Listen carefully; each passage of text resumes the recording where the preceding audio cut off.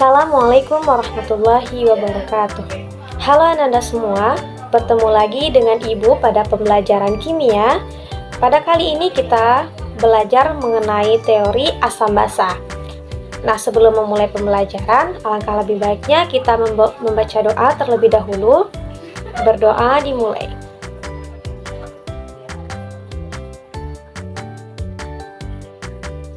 Berdoa selesai.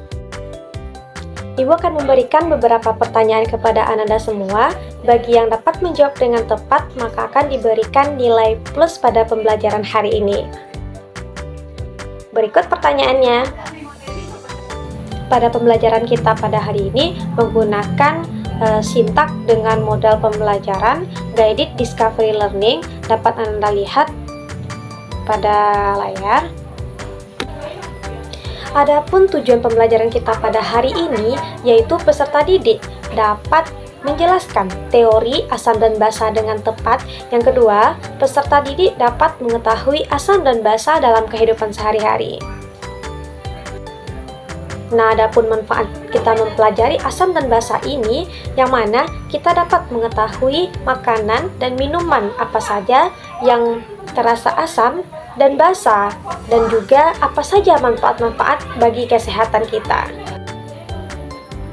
Perlu Ananda ketahui bahwa asam dan basa tertuang dalam Quran Surah Ibrahim ayat 32, yang artinya Allah yang telah menciptakan langit dan bumi dan menurunkan air hujan dari langit.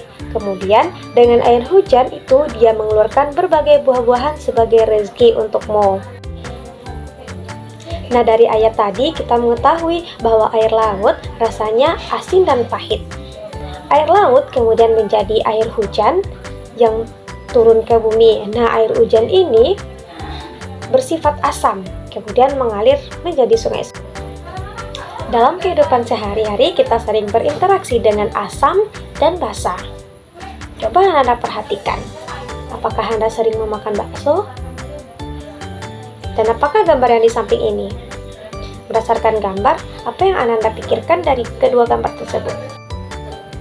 Silakan Ananda cek di Google Classroom-nya. Ibu sudah memasukkan modul, bahan ajar, dan LKPD-nya juga sudah Ibu masukkan. Silakan Ananda kerjakan, di-upload. Nah, setelah itu balik lagi menonton video untuk mengetahui lebih lanjut pembahasan atau mengevaluasi dari kerjaan yang telah Ananda upload.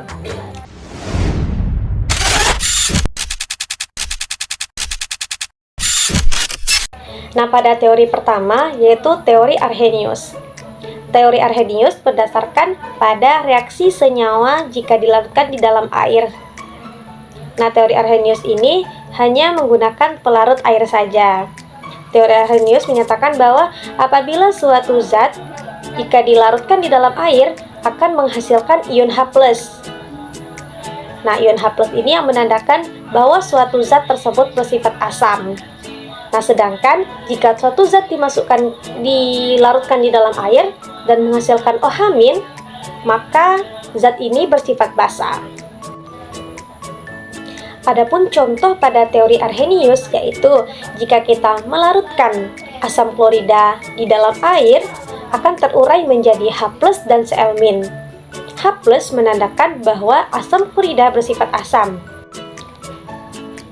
Nah, adapun contoh lain yaitu ketika kita melarutkan NaOH di dalam air akan terurai menjadi Na+ dan OH-. OH- menunjukkan bahwa NaOH bersifat basa. Yang ketiga yaitu teori asam basa Lewis. Teori asam basa Lewis lebih umum digunakan daripada teori Arrhenius dan teori asam basa Bronsted-Lowry. Pada teori asam basa Lewis mendefinisikan bahwa asam merupakan zat yang dapat menerima pasangan elektron atau akseptor elektron, sedangkan basa merupakan zat yang memberikan pasangan elektron yang dipakai secara bersama-sama. Berikut contoh dari teori asam basa Lewis. Ketika NH3 direaksikan dengan BF3 akan menghasilkan NH3BF3. Di sini NH3 bertindak sebagai basa Lewis karena memberikan pasangan elektron bebasnya kepada BF3.